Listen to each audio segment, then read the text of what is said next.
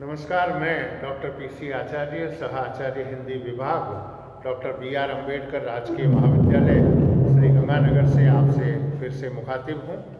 आप सबको बहुत बहुत शुभकामनाएं। हम बात कर रहे हैं हिंदी कविता के इतिहास की और उसमें स्वच्छंदतावाद को आज केंद्र में रखकर हम अपने व्याख्यान को प्रारंभ करते हैं। 1875 से 1925 तक का कालखंड स्वच्छंदतावाद को केंद्र में रखने वाला कालखंड है। अंग्रेजी के रोमांटिसिज्म का हिंदी पर्याय है स्वच्छंदतावाद। इसका शाब्दिक अर्थ है स्वयं की इच्छानुसार या स्वतंत्र रुचि अनुसार। आचार्य रामचंद्र शुक्ल ने श्रीधर पाठक को हिंदी का पहला स्वच्छंदतावादी कवि माना है।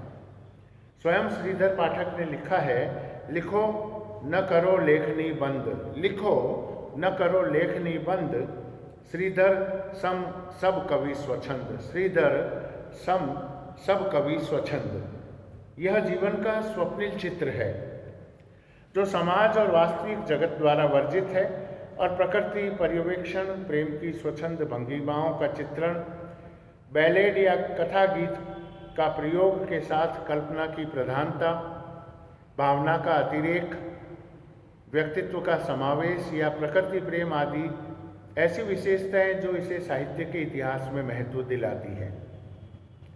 इस युग के प्रमुख रचनाकारों में रामनरेश त्रिपाठी, राय देवी प्रसाद पूर्ण, मनन द्विवेदी, बद्रीनाथ भट्ट, मुकुटधर पांडेय, हरिवंश राय बच्चन आदि रहे हैं।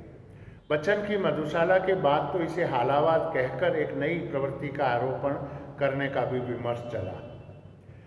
आइए स्वच्छंदतावाद की कुछ प्रमुख काव्य प्रवृत्तियों पर प्रकाश डालते हैं। एक काव्य प्रवृत्ति है कल्पना की स्वच्छंदता। स्वच्छंदतावादी कल्पना का सहारा लेकर वास्तविक जगत को दरकिनार कर उसे पूर्ण पलायन चाहते हैं।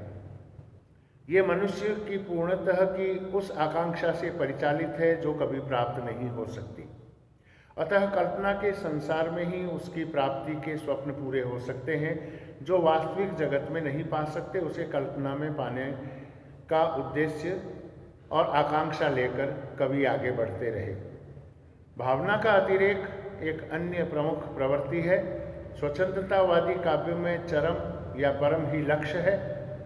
अतः जो भी भाव आते हैं वे अपने अधिकतम उच्चतम रूप में ही आते हैं। इसलिए हम देखते हैं कि किट्स काव्य में व्यक्तिवादी स्वच्छंदता के प्रभाव से चलते आत्मरति, आत्मप्रशंसा और अति आत्मविश्वास का संगम मिलता है। हम दीवानों की क्या हस्ती है, आज यहाँ कल वहाँ चले, हम दीवानों की क्या हस्ती है, आज यहाँ कल वहाँ चले, मस्ती का आलम साथ चला, हम धूल उड़ाते जहाँ चले। व्यक्तित्व का समावेश इस स्वच्छंदतावादी कवि काव्य की एक और प्रवृत्ति है। इसके अंतर्गत व्यक्तिगत जीवन की निराशा, वेदना, प्रेम की असफलता, मृत्यु की उपासना, मधुचर्या, शारीरिक सौंदर्य का खुला चित्रण, मानसिक व्याभिचार आदि का स्वतः समावेश इसे अपना निजी रूप और महत्व देता है। मुक्त स्वच्छंद शैली की अगर बात करें तो छंद, पद विन्यास, वाक विन्यास आदि के संबंध में नई नई बंदिशें इन्हें खूब सूझती रही हैं। अपनी रुचि के अनुसार कई ढांचे के छंद इन्होंने निकाले जो पढ़ने में बहुत ही मधुर लय पर चलते थे। प्रकृति चित्रण एक अन्य विशेषता रही है इस स्वच्छंदतावादी कविता की। पूर्व की कविता संसार में प्रकृति के विशुद्ध रूप के लोप का शिकार होती जा रही थी। यह स्वच्छंदतावादी कवि के लिए संभव नहीं था।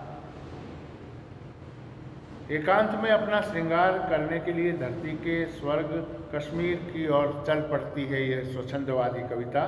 प्रकृति को विलासपूर्ण युवती के रूप में देखकर कवि मन कह उठता है, प्रकृति यहाँ एकांत बैठ निज रूप संवारती, पल पल पलरत भेष क्षणिक छवि छिन छिन धारती, विरहति विविध विलासती जोबन के मदसनी, ललकती विलकती अलकती निलकती निरखती छिकती बनी बनी। स्वतंत्रतावादी कविता के इस संक्षिप्त परिचय के उपरांत हम बात करेंगे आधुनिक कविता के एक महत्वपूर्ण मोड़ की, जिसे छायावाद के नाम से भी हम जान सकते हैं। 1914 से 1935 तक के इस छायावादी युग का परिचय और उसकी प्रमुख प्रवृत्तियों पर हम चर्चा करेंगे अपने अगले व्याख्यान में। तब तक के लिए बहुत बहुत शुभकामनाएं। खूब सजग रहें, स्वस्थ रहें, सुखी संपन्न रहें। धन्यवाद।